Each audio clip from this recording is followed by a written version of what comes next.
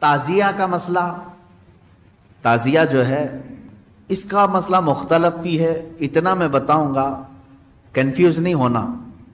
تعزیہ کو شرائط کے ساتھ اگر بٹھایا جائے تو جائز ہے، لیکن وہ شرائط پورے کرتے نہیں لوگ، اور ہم نے اگر اتنا ہی شوشہ کھول دیا تو بڑے بڑے دروازے لوگ کھول دیں گے۔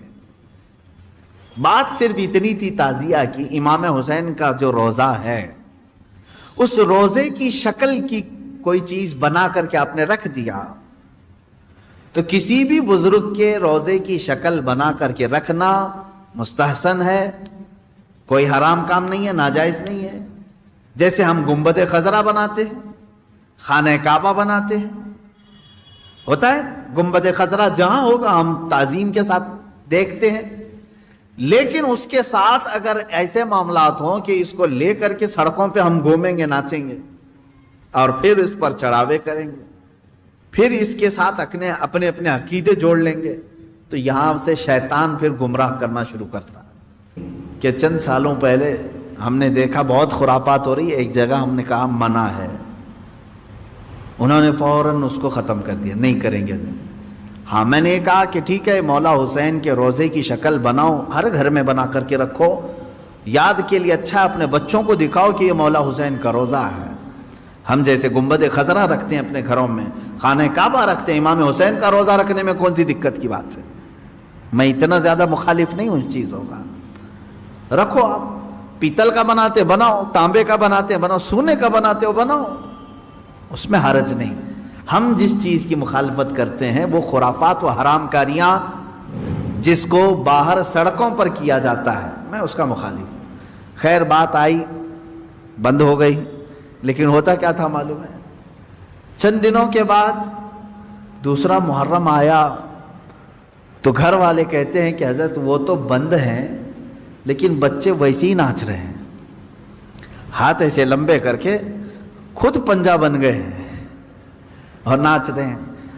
تو میں اس چیز کو مثال میں اس لیے بتا رہا ہوں کہ بنی اسرائیل بچھڑے کی پوجا کرتے تھے، حکم آیا ان کے قتل کا، قتل بھی ہوئے، بچھڑا بھی مار دیا گیا، لیکن زمانے تک ان کے دلوں سے بچھڑے کی محبت گئی نہیں تھی۔ وہی ذکر آج کی آیت میں میں نے پڑھا ہے، اللہ فرماتا ہے ثم اتخذوا العجل من بعد ما جاءتهم البینات، پھر یہ بچڑے کو ایسا لے کر کے بیٹھے رہے جبکہ ان کے سامنے کھلی ہوئی نشانیاں تھی۔ وَأُشْرِبُوا فِي قُلُوبِهِمُ الْعِجْلَ، اللہ فرماتا ہے ان کے دلوں میں ایسا لگتا ہے بچڑا پلا دیا گیا ہے، پی گئے ہیں بچڑے کو، اتنی محبت تھی، جبکہ روشن آیتیں اور دلیلیں دیکھی۔ تو خلاصہ یہ ہے میرے عزیزو، کہنے کا مطلب کہ بعض چیزیں گمراہیاں ایسی ہیں جن کو چھوڑنے کے بعد بھی وہ کچوکے لگاتی رہتی ہیں، برے گناہ بھی ایسے ہیں جن کو چھوڑنے کے بعد وہ دوبارہ دماغ میں وسوسے ڈالتے رہتے ہیں۔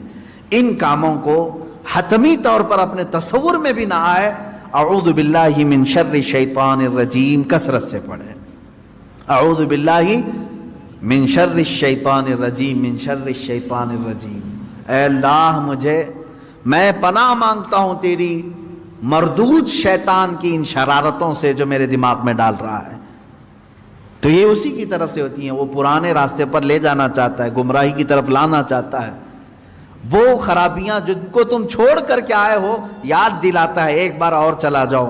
اس کے لیے کثرت سے یہ پڑھا کریں، جب ایسا وسوسہ آئے کہیں اعوذ باللہ من شر الشیطان الرجیم۔